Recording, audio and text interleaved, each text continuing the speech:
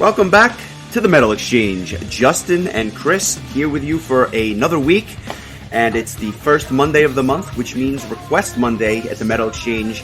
Mastodon's Crack the Skye, which was one hell of an experience for me as somebody who's literally heard about 3 notes from this band, and I'll get into that in a little bit. But Chris, how are you, bud? How's it going over there? Very good. We have business cards now. We do. So we do. Next time you see us, ask us about our business cards. Yeah, I like it. It took a while to get here. I think there was some delays and then some mistakes on the end on the end of the printer, but we are alive and we are well, and we are actually thinking about doing some merch as well. So something to think about. Thought about some, like beer mugs with the logo and some T-shirts and stuff like that, but to be decided and something to think about in the future. But it's my first set of cards came with a typo on them, and it said the Mental Exchange. So I'm going to start a secondary podcast for mental health and depression, anxiety, and it's something I know a little bit about. So so yeah, we're gonna have. I'm not only the president, I'm also a client, right? Yeah. Yeah. There you go. A lot of new stuff came out this week. One song in particular you sent me, which was "The Dark Side of the Moon, May It Be."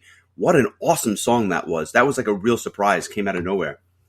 Yeah. So I had remembered Melissa Bonney had mentioned something about, I don't know if it's just a side project or if it's a band or whatever. They only have 2 songs, and this is the second one they released, and it's a duet with her and Charlotte Wessels, formerly of Delane, and both women are 2 of my favorite vocalists. So hearing them together, but what a great tune! It's just I liked it so much. I made it the last song on my newest playlist, and yeah, that was a really cool release. Nice little surprise. I added it to my list for when we inevitably talk about the best singles of the year. It's probably going to be a contender. So I agree. Nice surprise. I wasn't expecting it, and I guess I had no idea what it was when you sent it, but I'm glad that I listened. And also a new Jeff Scott Soto song, "Love Is the Revolution." This was for a guy who's very consistent and just across the board. Obviously great song after great song. This is just as good as the rest of them, and another enjoyable listen. Yeah, Jeff Scott Soto is just timeless. I mean, the fact that he was like the singer on the very first Yngwie Malmsteen album is just wild to me, because you see him now and like, he doesn't look old enough to be on the first Yngwie Malmsteen album. He's just this ageless wonder, and his music is timeless. And this is another really cool song. If you dig kind of a little bit of like a Middle Eastern, almost like Egyptian kind of intro, I like this song a lot, and I'm looking forward to hearing the whole album. The album's going to be called Complicated, so looking forward to that. Yeah, definitely. Always good to hear stuff from him. And I got one more thing. I don't even know if I told you about this. I had picked up an album by a guitar player from New Jersey, no less, Angel Vivaldi, and he came out with an album called the Vivaldi Metal Project. The album is called Epiclassica, and it is exactly what it sounds like. It's basically neoclassical metal with a lot of classical influences and orchestration and strings and stuff like that. What's I think most interesting to me about this album, and I only had a chance to listen to it once, there are like 1,000 guests. I mean, this makes like Avantasia seem like a side project compared to what you see on this thing. It is nuts. And when I say like, I don't know, I guess like people on this album, I mean, there are some absolute heavy hitters. I won't go into all of them because there's just so many people that guest on this thing, but it's definitely worth checking out. I'll post the song this week just because it was really, really unique and different. Almost hard to digest because every song has different singers and multiple different singers, but like it's just dense and a lot going on, but catchy at the same time. So I think it's worth taking a listen. Very cool. I hope that it's an album that you can listen to in all 4 seasons. There you go. Anything else from you, or shall we get into some Mastodon? Oh, I got stuff. Let's hear. Well, I couldn't wait to post, so I already posted this. But the band Ilium, you had sent me this track called Tsitsi. Tsitsi, I want to make sure I'm pronouncing that correctly, and it's from their album Quantum Evolution Event. What a great song! I just thought like it has this. I believe they're from Australia or New Zealand, but Yep, they have Australia, I believe. kind of this. Kind of a Lord vibe. I get a Lord vibe, which makes sense because Lord's also from Australia. But just a really like catchy, fun song, albeit a little silly, I guess, because it's a song about a bug. But the band seemed to enjoy that. We enjoyed it, so we posted it on our page the other day. Also, this one kind of came as a surprise to me yesterday. It was announced that Jani Limatainen, formerly of Sonata Arctica, would be releasing his first solo album called My Father's Son, and they released the first track from it called All Dreams Are Born to Die, and who is the vocalist on this track? None other than Mr. Tony Kakko, who is the current singer for Sonata Arctica. So it was kind of cool hearing them reunite and do a song together again. It might be the best Sonata Arctica song I've heard in the last 10 years. I got to be honest with you. Yeah, really I saw a comment on Facebook that just said proof that Tony Kakko can still sing a song and not sound bored. Yeah, not my words, just repeating what somebody else said. But the song's excellent. So I'm looking forward to it. There's also a whole bunch of really cool guest vocalists that are going to be on that album. So that'll be coming out later this year. And I also wanted to kind of mention that Shining Black, which features Olaf Thorson, who we spoke to a few weeks ago, playing guitars, and vocalist Mark Bowles. They dropped a new single from their upcoming album, Postcards from the End of the World, and the song's called 100,000 Shades of Black. I don't know if you heard this song. I think it's awesome. I haven't heard it yet. It's impressive to me that they're coming out with material so like fast and furiously, but I love it. I think they're a great combo together. I look forward to hearing this, and once we are done, I will definitely give that a spin. I like it. Yeah, and you had mentioned, I think you had mentioned that last week or the week before that The Gathering released a new single. I'm really digging it. I've listened to it a bunch of times, and I'm not that familiar with the band, especially post Anarchy, but I thought this was a really cool kind of atmospheric style tune. So it almost filled the anathema void that was void once they kind of called it quits. It reminded me of something in that vein, which is awesome. I'm never gonna say that that's a bad thing. Good stuff. I think the album should be interesting, and I wish they were playing Prague Power this year, just because I think it would have been a cool set to see. Have you listened to the new Pure Reason Revolution single? I haven't gotten a chance to listen yet. So I jumped the gun on that one. I woke up to that, I think it was yesterday, so I put it out on our Facebook page, and I put it out on our Reddit feed, etc. I did, and once you accept the fact, or once I accepted the fact that The Dark Third was never going to be made again, because it's a top 3 album for me, and that is not an exaggeration. I've listened to that probably more than any other album. Once you accept that and you kind of listen to the last album and then this song, it's close and it's really good. But I think you have to be a fan of that style. They really don't sound much like anybody else. So when I hear bits and pieces of songs that remind me of Pure Reason Revolution, I go nuts. But yeah, it was a single that kind of dropped out of nowhere, and apparently the album will be out in a couple of weeks, which is fantastic. Maybe a couple of months at this point, but really, really excited to hear that. I love these guys, and I will support them with whatever they do. That's probably why I saw them in concert in front of 6 people in New York City, but that's a story for another day altogether. Yeah, you were probably the only person who wasn't related to anybody in the band at the time. Yeah, it's entirely possible. I think because of the 6 people in the crowd, 3 of them were all the way in the back and not paying attention, so it was literally 3 people up front. That was a surreal moment, and I actually felt bad for them. But that's going back well over 10 years now, and they've gotten a lot more popular since then, fortunately. Well, I have to give it a listen, but it's on my radar. I have it queued up on my next playlist that probably won't be done for at least another several hours. I mean, days, weeks. I don't know. We'll see. But Yeah, Check it out on Spotify. Chris's playlists, all my playlists up on our Spotify page. Definitely worth checking out. And yeah, I need if to you're looking for update. new music, I need to update that a little bit. I think we've gotten a little bit behind, but I will you'll make it make up. sure to take care of that. I mean, there's plenty to keep you busy in the meantime because there's, I think, every playlist we've made since the beginning of last year, maybe even the year before. I don't even know, but there's quite a lot of stuff there. So I love it. I love it. And one thing that I did not love right away was Mastodon's "Crack the Skye," but I have to say this was a real eye-opening experience for me because this was a band I was just so derelict in my metal fandom. I just didn't know anything from these guys, although I should because of a story which I'll tell in a little bit. But do you want to kind of tell how this request kind of came through to us? Yeah.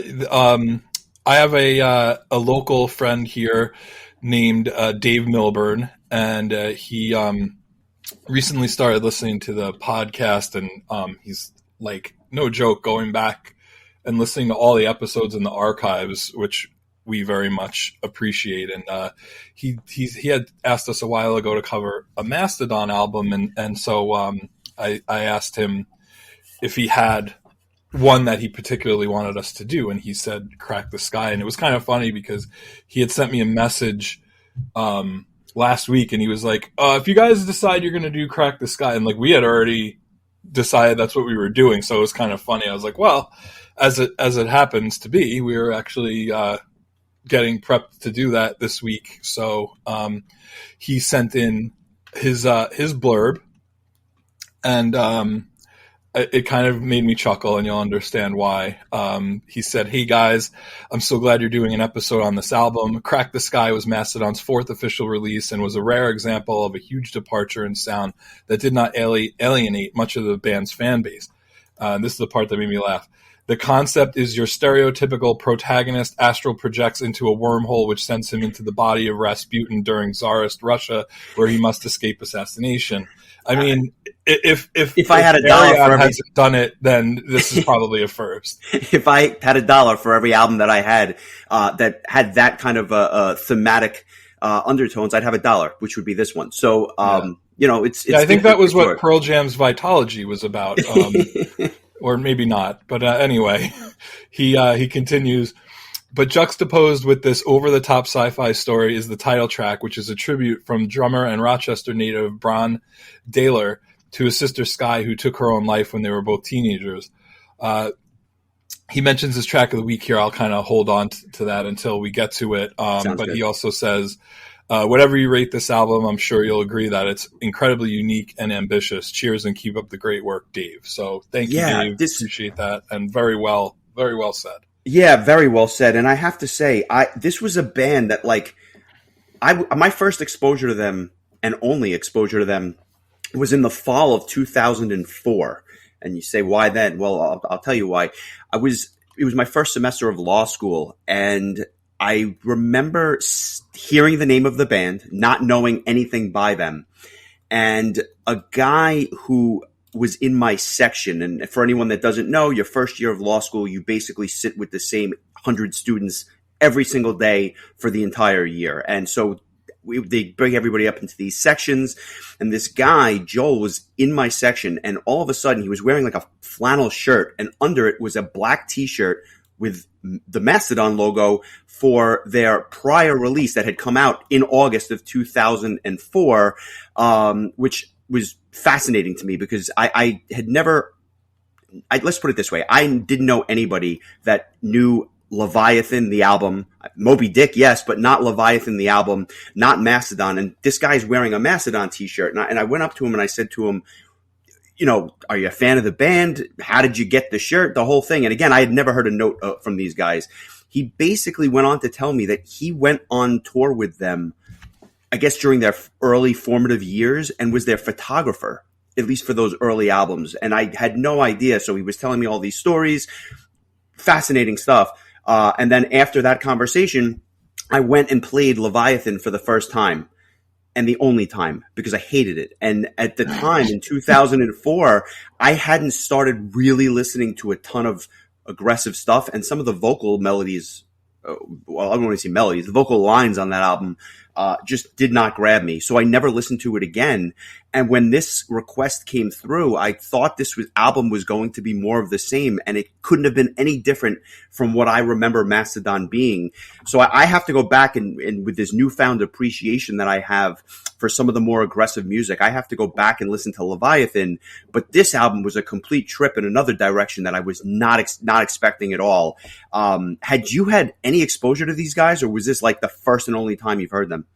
Very little. I mean, like I've heard songs here and there, a couple songs from Leviathan, couple songs from Blood Mountain, some of the newer songs like Toe to Toes, Roots Remain. I think you had sent me a cover they did of Stairway to Heaven, so like not a ton. I had the general gist of what the band sounded like, but I guess they've kind of made some changes over the years where they don't have like one very specific sound. So I mean, I guess I really didn't know what to expect. Yeah, and the first time I put this on, I was really not enjoying it that much. I think that maybe it's just because I didn't know what I was getting into. But with every time I listened to it, I found myself picking up on different things, or things that I hadn't heard the prior listen. And by the end, I actually kind of liked it. And I was surprised just because it's a quirky album, and I've never heard anything like it. And as we go through the songs, I'll kind of get into some of the influences that I hear, and there's some really heavy influences here. But just as a total package, I had never heard anything quite like this, and I'm not sure that I will ever hear anything quite like it again. Yeah, I don't know that I could say it better than that. I mean, it was definitely different for me, and I definitely was like, the first time I listened to it was like, what the hell did I just listen to, and am I going to even like any of this after a week of listening to it? And hey, it turns out that I did. I will say I didn't love it. It's not my favorite kind of style or whatever, but I definitely understand why it's an influential record, and I can totally understand why prog fans especially would enjoy it. So I'm kind of glad that we gave it a listen, because I don't know that I ever really would have sat down and been able to digest a full Mastodon album unless I was forced to. Yeah, no, I get it. And it's funny because, like, I'm going to give this a shot, and I just want you to go with me for a second. If Tool and Ozzy had a baby, right? And Coheed and Cambria and Opeth were the first cousins, that's Mastodon.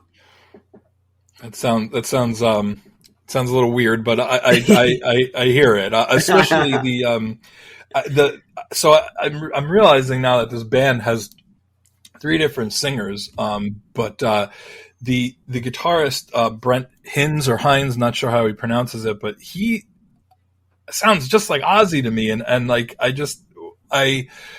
I think I'd mentioned to you, like, is it just me, or does this have like kind of an Ozzy vocal kind of like vibe to it? And you were like, I'm so glad you said that it wasn't just me. And there was kind of cool. It's like if you ever want to hear Ozzy sing on a prog metal album, here you go. And yet there are certain either phrases or parts of the album where it kind of slows down just a little bit, and it reminds me just of Black Sabbath, because it's like Ozzy singing over this doom metal in portions.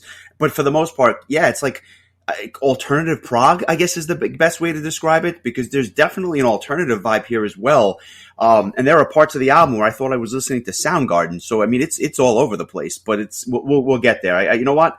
We'll just dive into it. I'm curious to see what your track of the week is, because I went back and forth about 6 times on that, but I have one. I'll say this. It was actually a pretty easy choice for me. So I'll just leave it at that. I bet I can guess what it is, but we'll get there. The track opens, or I should say the album opens with a, I guess we'll call it a classic sounding Mastodon song, I guess is the best way to describe it. It's a song called Oblivion. It comes in at about just under 6 minutes, as most of the tracks on this album do, except for like these 2 epic sounding tracks. This is, when it kicks in with this really like tuned down slow guitar riff, I thought it was going to be the second coming of Candlemass, but it wasn't. When you start hearing this drummer, that's when I really got a strong Tool vibe. And he reminded me very much of the way that Danny Carey from Tool does his thing. And then, like you said, then all of a sudden this Ozzy clone starts singing. Very, very technical and not that melodic. And I think that might be the reason why you didn't like love it right away, because it's not accessible. Like, it's really not like, it's not something you listen to and it's going to get ingrained in your head. Some of the riffs might, but like the songs themselves, not that catchy.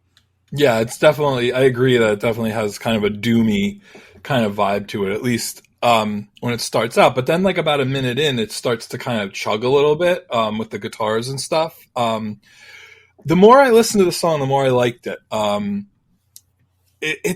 gonna have a hard time kind of putting to words. I'm gonna probably lean on you for this because a lot of this is just like kind of hard to just verbalize.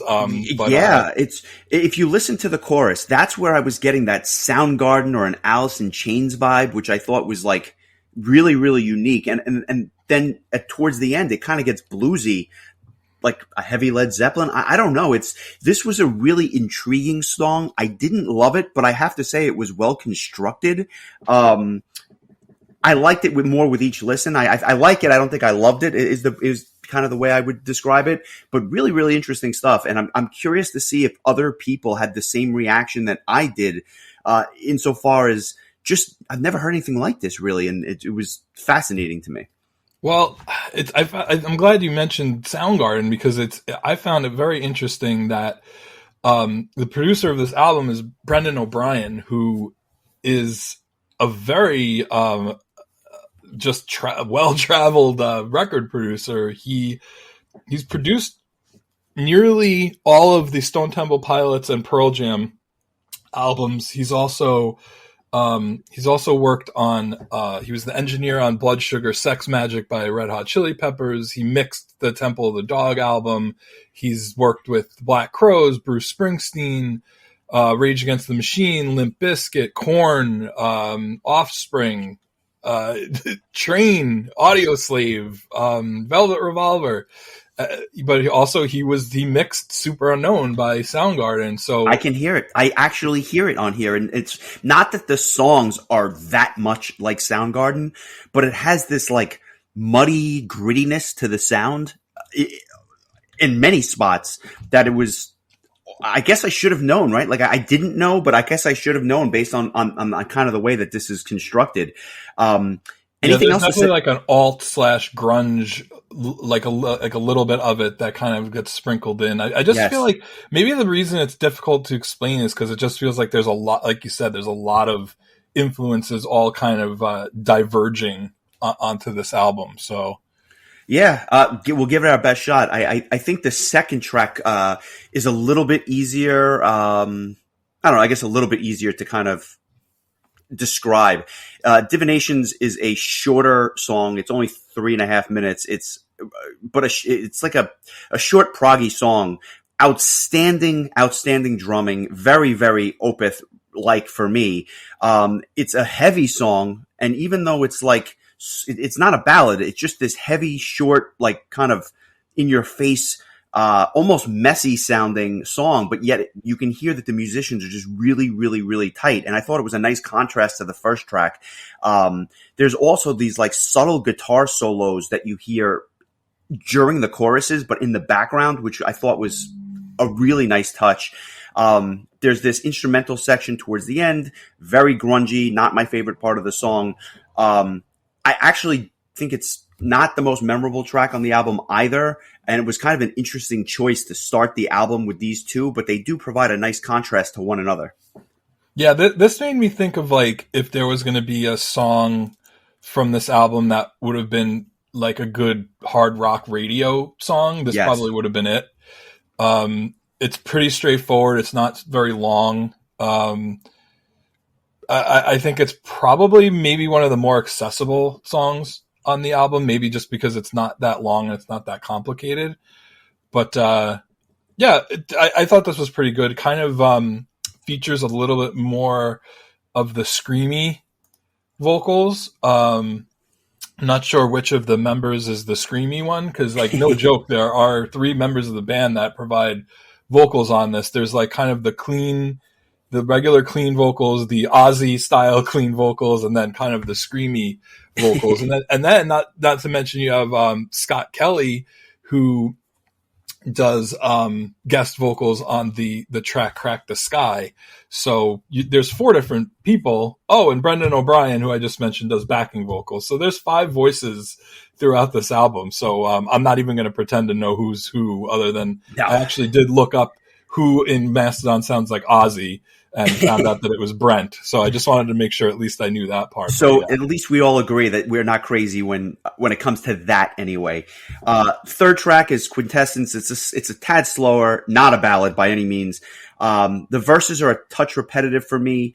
The bridge, one of my favorite parts of the song, is very atmospheric, almost Porcupine Tree-ish, which I thought was a nice touch. The chorus, very heavy, kind of loses the melody a bit. But what was interesting is that at certain points I could have sworn I heard Lemmy from Motorhead singing, which was a whole trip in and of itself.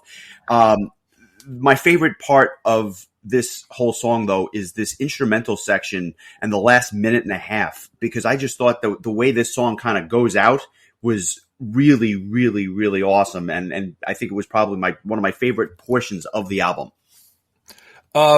So tell me if you think that, like, at the beginning of the song, there's like this repeating guitar riff. I feel like if you laid some like black metal vocals over this, it would totally fit. Like, it's just got that kind of like that repetitive, kind of dark sounding guitar riff, but just instead with Ozzy singing. I like this tune. I think it's pretty cool.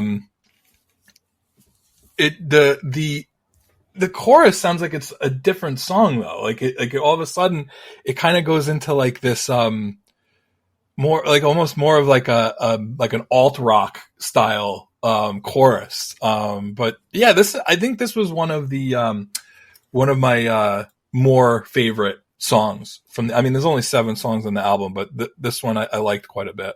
The way I would describe it is this: every time I thought the band was going to zig, they zagged. And every time I thought they were going to zag, they zigged. And that's why I think it kept me on my toes, because every time I listened to it, I was just hearing stuff that I did not either expect to hear or didn't pick up on. And that would in a macro sense, you could probably say that about the album on a whole. Oh, 100%. And that's what I mean. Just the album as a whole, every time it would just go in all these different directions that I wasn't expecting, not least of which was the 4th track, The Czar. I really enjoyed this track. I thought this was the first of the 2 like epic songs on the album. It clocks in at almost 11 minutes long, and it's broken down into 4 different parts, all of which sound kind of different from one another. It starts with this keyboard intro, which almost sounds like a mellotron in the background. Really, really cool, like a fuzzy guitar sound, and it has like a psychedelic Black Sabbath feel to the start of this song. The way I would describe it actually is Pure Reason Revolution, who I mentioned earlier, meeting Black Sabbath. And so right off the bat, I'm into this, right? I have to see where this goes. And it starts kind of slowly, but it starts to pick up steam with the second part, which is much heavier. It's faster, but it has these really cool, like groovy, like guitar tones and bass lines, which again, I just think is really, really good stuff. And the guitar riffs on that second part of the song, probably my favorite riffs on the entire album. Then it goes into this like spacey psychedelic portion, this third track, which is very, very different, but it's still very groovy. That third portion is mostly instrumental. And then they go into this guitar solo, which reminds me of Guns N' Roses. It was like hearing Slash on this album do a guitar solo like 3/4 of the way through the song. And then the most, I guess we'll call it progressive part of the song is the end, where the mellotron comes back, the vocal lines from the beginning come back. Just a really well-crafted end to this epic song. I like this one a lot. It's funny, I went to see what they were playing on tour with Opeth, and although I haven't seen a recent set list from the tour, because I don't think it's actually started yet, when they played in December, this was the one song they played from the album, which I thought was kind of cool. I like this song a lot. Nice. Yeah. It's, I think it lost me the first couple of times I listened to it, just because it's like such a meaty tune, but it definitely grew on me. And like you said, like the having all these different parts kind of gives it, each section of the song its own kind of flavor. And this was actually Dave's track of the week, and he said that it's an epic tune that encapsulates many of the band's eclectic influences. And I don't know that I can say it better than that right there. I mean, it really does kind of showcase all these different styles that the band excels at.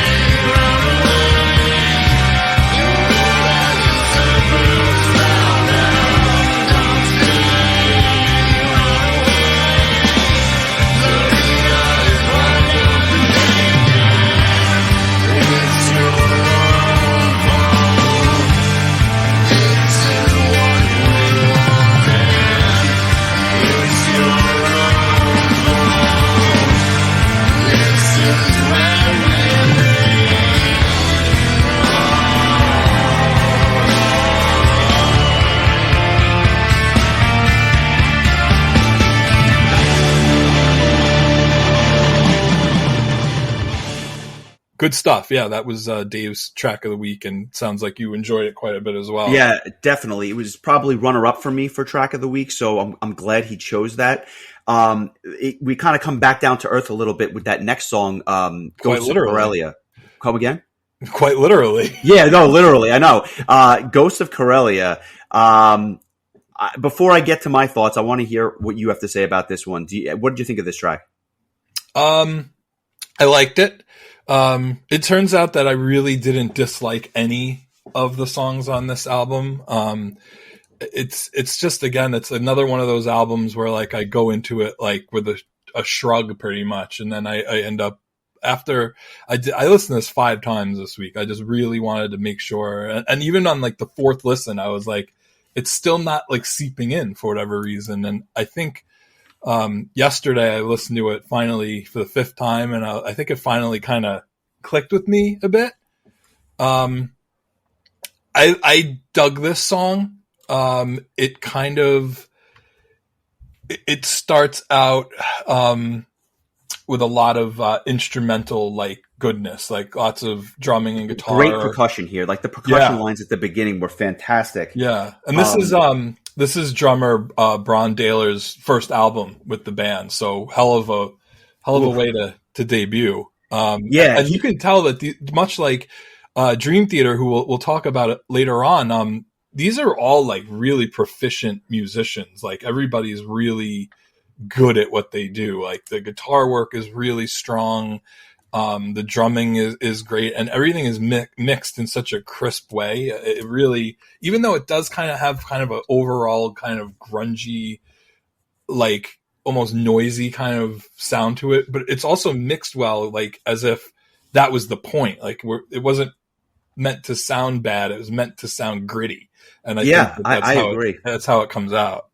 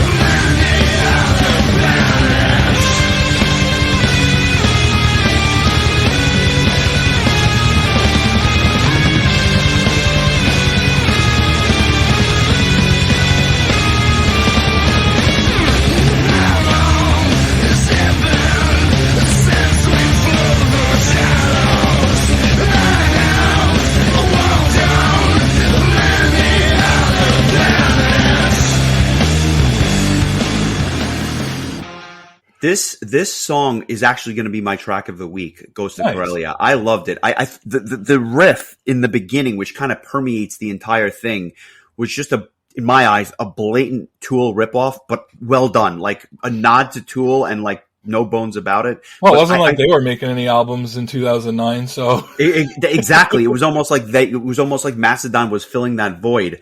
I thought that the verses on this were great. I thought that the chorus was fantastic with this really dark bridge that kind of connects everything together. I found this to be the most accessible of all the songs. It was just I don't know. I just thought it was a really well constructed, another song that I guess could be hard rock radio friendly. I was just thinking that. And quite frankly, not that I have enough knowledge about the rest of their catalog, but I could see this being a show closer, just one of those songs that kind of get you up and either end the set or end the show with a song like this. I really liked it. I think that's really well said. I definitely would. I could definitely picture it being like the final track. I have to say, like, after listening to this album, like, I would be very interested in seeing this band live. I feel like it would be a really cool experience. And having a little bit of knowledge now, I just feel like it wouldn't be completely lost on me if I saw it. Like, if I had seen it before I listened to this album, it might have just been like a little bit too much and would have flown over my head. But I think now that I have a little bit of an idea of what the band is like, I feel like I could really enjoy, maybe after I crack a few cold ones open, I think it would be a very enjoyable experience. Definitely. The sixth track is the title track, and you mentioned obviously the story behind this. There's an extended intro section, and the drums really start to kind of build this anticipation for the track. And then you get into this like really over the top epic verse with an awesome guitar riff and some keyboards. You actually have some death metal vocals on this track, which is, you kind of got in pockets, but you really kind of heard it pop on this one. And honestly, this is what I had remembered when I listened to Leviathan almost 20 years ago. This was kind of the sound that I had remembered from that one time I listened to them. Really, really simple chorus, but I like it a lot. And this track actually had a very, like a post-metal feel to me. Like, it reminded me a lot of The Ocean, the German band who I happen to enjoy quite a bit. That's what this track sounded like to me. It was like hearing The Ocean come to life, but with an American band. Okay, yeah. Like we had mentioned, this was a tribute. This was Bron Dahler's first album with the band, and he wrote this song as an homage to his sister who committed suicide at age 14, which is awful. And her name was Skye. And he had this to say. He said, my sister passed away when I was a teenager, and it was awful, and there's no better way to pay tribute to a lost loved one than having an opportunity to be in a group with my friends and we make art together.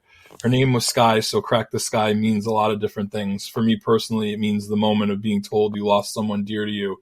That moment is enough to crack the sky. So, I mean, if you needed a little bit of emotion to kind of tie into this tune, it doesn't get much more emotional than that. Yeah, well said. And I'm not even going to touch it after that because I can't add anything to it. The last track is the epic of all epics, a 13-minute track called The Last Baron. And I have to assume it's your track of the week because I haven't heard you say anything else. Is this what you're going with?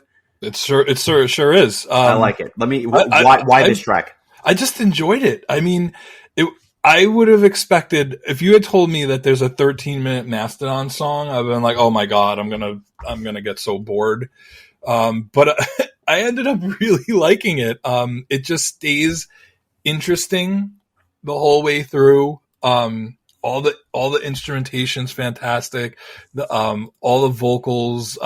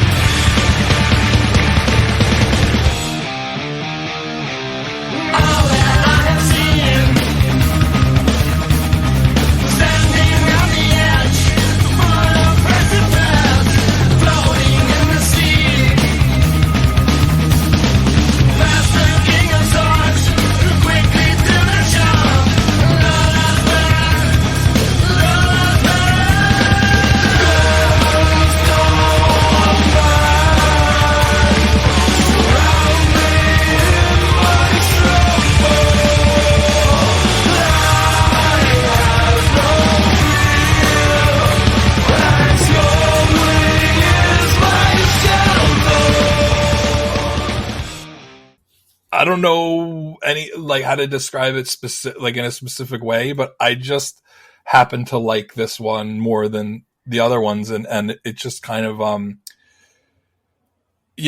typically when you have a last song on an album that's this long, you really hope that it's really good. Otherwise, you're really gonna end the album on kind of this long-winded, like down note. And I feel like this was the right call to make this the last track on the album.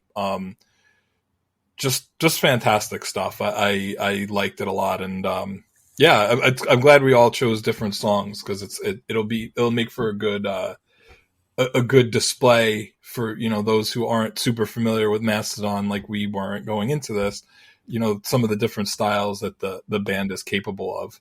Yeah, well said. I think that there's a couple of just portions of this that are worth highlighting of this like epic track. About 3.5 minutes in, this song kind of almost goes off the rails, but in a good way. And like, I don't know how else to describe it other than it's kind of like chaos, but it's really cool. Towards the middle of the song, it really like that Soundgarden vibe, which I mentioned earlier, really pops. I call it Soundgarden on steroids. That's that middle section of the song, which is really, really interesting.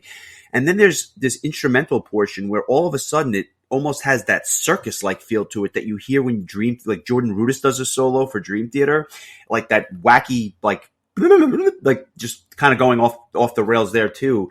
I never that was one of my favorite parts of the song. Yeah, it almost gave a little levity to this otherwise really dark and serious album. It was like hearing Dream Theater or Ozzy sing for Dream Theater, which how else are you ever going to hear that? Yeah, exactly. But really, really good stuff. It's a bit long.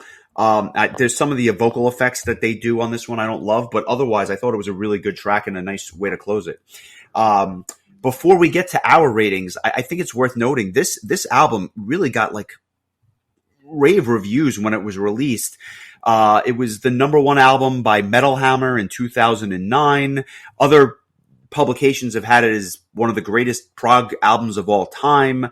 Time Magazine had it as #3 on their top 10 albums list. And to be clear, Time Magazine has this at #3. So I think there's definitely something here for everyone if mainstream publications like that are gravitating towards it. This band really began to hit it.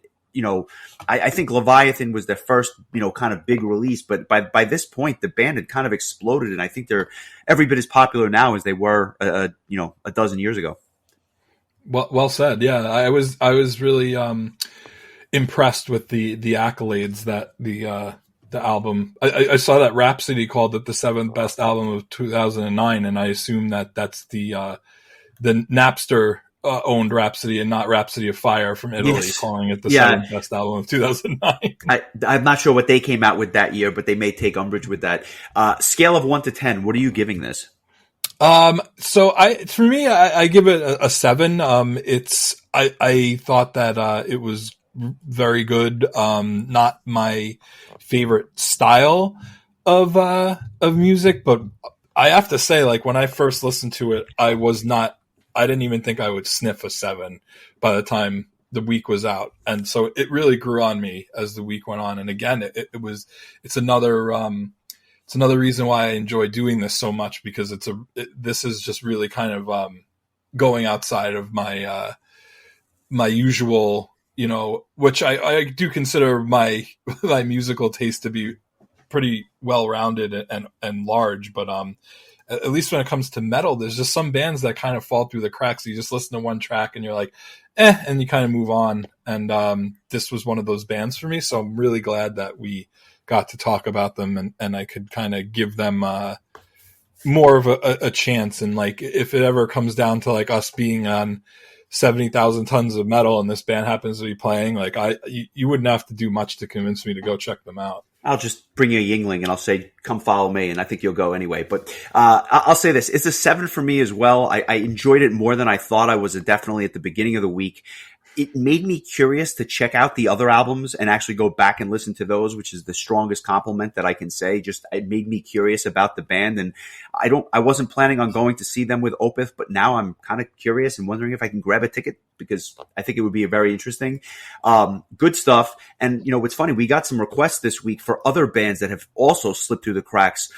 without spoiling too much, one of the requests that came in this week was for Overkill, which I thought was interesting because that's a band I've completely ignored, and they've been around even long, twice as long as Mastodon, and they're local as well. But something we'll get to in the future, and something I'm curious to cover, because there is just certain bands that, like, if you don't get on board early, they kind of just pass you by and you never really dive in. Mastodon, I think, is a perfect example of that. So, Dave, thank you so much for the request. And I'll get to our album of the week for next week that I'm going to choose. But before we get there, some news items. Meshuggah, one of the other extreme metal bands in that strapping young lad vein, has released a new single called Light the Shortening Fuse. I have not yet heard it, but given my new love affair for strapping young lad, I think I have to go check out some of this Meshuggah material. This is, I guess, a prelude to an album that is due out in a couple of months. That should be interesting. It's their upcoming 9th album called Immutable. I believe it's due out on April 1st. Again, I don't know a single note from Meshuggah. I know they're very, very heavy, intense, and kind of eclectic, but maybe now is the time to check them out. So that's news from the Meshuggah camp. And speaking of strapping young lad, or in this case, former strapping young lad, it's funny. I mentioned Gene Hogland in detail when we were talking about strapping, and I also mentioned that he was drumming for Testament. Well, he's no longer drumming for Testament, as luck would have it. He's left the band, and former Slayer mastermind Dave Lombardo has taken up the reins and will be joining Testament once again. I believe he was on one of their older albums. I think he recorded with them, got to be over 20 years ago now, on the Gathering album, and he is back in the fold. So always good to have somebody like that behind the kit, keeping everything together. Testament is another band that I don't think you've heard, which we definitely will be covering in the future. They're on my list. They are a very, very interesting band. And for a fan of Alex Skolnick, I know you loved his work on that Handful of Rain album by Savatage. This is the next logical extension, as he is, their guitar player extraordinaire. There you go. I saw a lot of people that were very excited about that announcement. So, definitely one of those bands that's, like you said, just had way too much stuff to the point where I was just like overwhelmed by the amount of stuff and just never bothered. So yeah, I think that we should definitely give them a listen at some point. Definitely. And last night, as a nice surprise, I saw Dream Theater in concert, which is always an experience. I make no bones about it. I've always loved this band.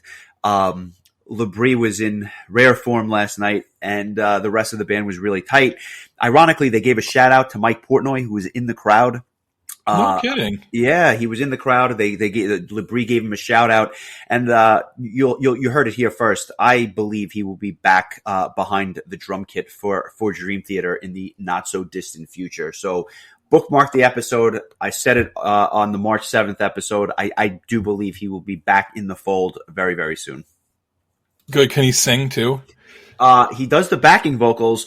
What I didn't say is that he will be singing leads for Dream Theater on their next tour. He'll actually be singing. Then I'll be there. Yeah, there you go. Got something a little bit different next week. I told you about this. You were up for it, and I think I'm really looking forward to this. I sent you an album. I removed all the tags. All I did was label the tracks 1 through 9. And that's what we're covering next week, a mystery album. I don't think you've heard this, and I made painstaking efforts to try to find something that I didn't think you had heard. I could be wrong, but either way, we're going to cover something which is going to be a bit of a surprise next week, and then we'll do a big reveal at the end.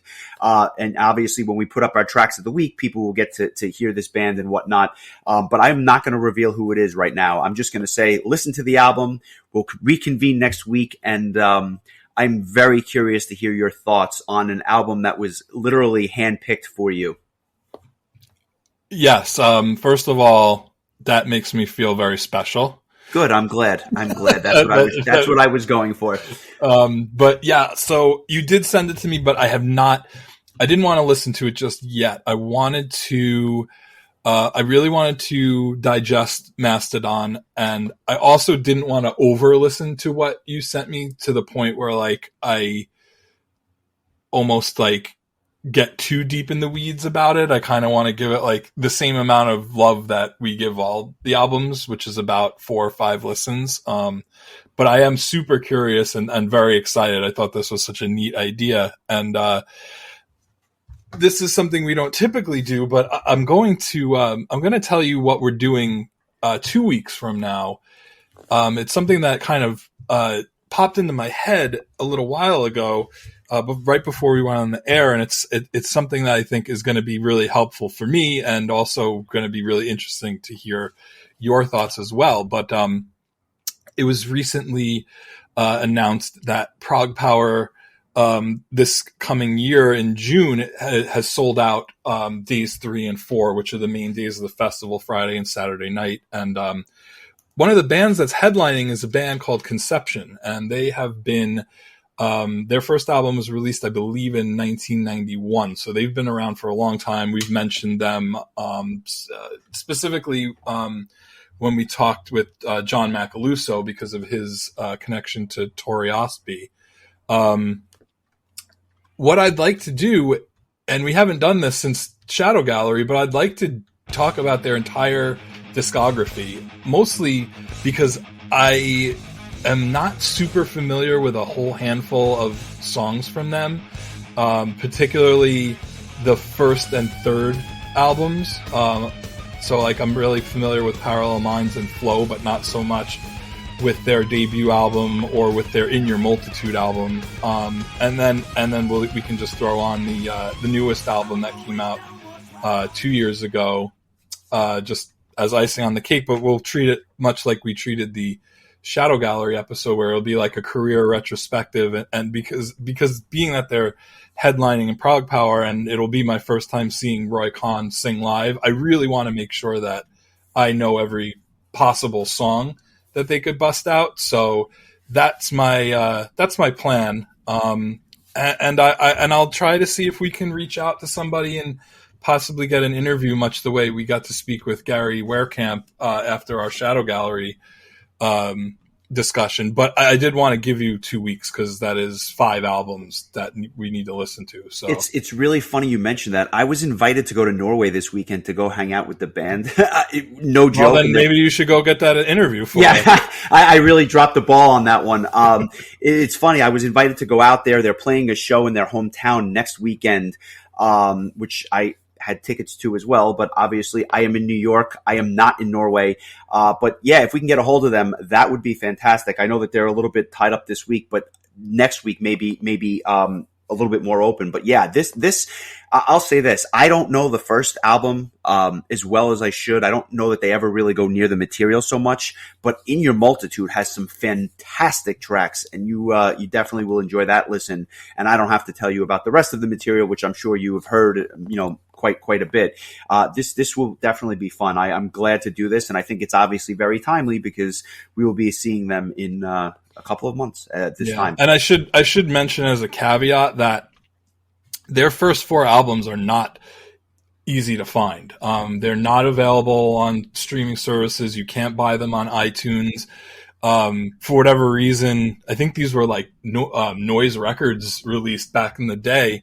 For whatever reason, the rights have never been kind of transferred over to whoever. So you can only get the reunited Conception material, which is everything from 2008 on.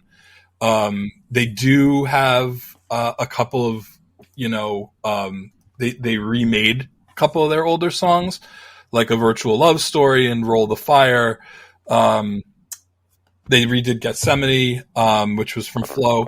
But yeah, so maybe 2 weeks isn't bad. You might have to go out of your way to go on eBay or just find a physical copy of these albums. I actually have all of these on disc, but I obviously have ripped everything to my computer at this point. But I'm one of the few people that literally have every one of their CDs because I was such a fanboy back in the late '90s and continue to be a massive fan. So needless to say, this is going to be a fun exercise for me, and I look forward to kind of walking through the history with you. As much as we did for Shadow Gallery, got to be over a year ago now. So, and I think we have another one of these coming up in the not so distant future as well. But we'll get there. My expectation is to become a really huge fan of this band by the time we're done. Whereas with Shadow Gallery, I think we both didn't need any selling. We were already pretty huge fans of the band to begin with. It was nice for me to kind of listen to like Room 5, which I hadn't listened to as much as I would have liked to. But this is a band where I think all around, there's probably even some songs on Parallel Minds that I don't know as well as I should. But most definitely In Your Multitude and The Last Sunset. So yeah, I think that this will make for some good prep work. I did say to you that I wasn't planning on doing a lot of prep work when it comes to Prog Power, but being that they're a headliner, Khan's singing, I've never seen him live. There's just, and it's our first time back in a long time. I just felt like I needed to pay proper respects to the headlining band. So respect. I like it. Well deserved. And I happen to be sponsoring them, but that's a story for another day. I look forward to this tremendously, and I look forward to your reaction to our surprise episode next week, which I will give no hints about until after we've sat down to record. So this should be a fun couple of weeks. Thank you for joining me, and we will catch you next week when we talk about, I don't know, whatever it is we're talking about. Question mark. Take it easy, bud. I'll talk to you soon. All right, take care.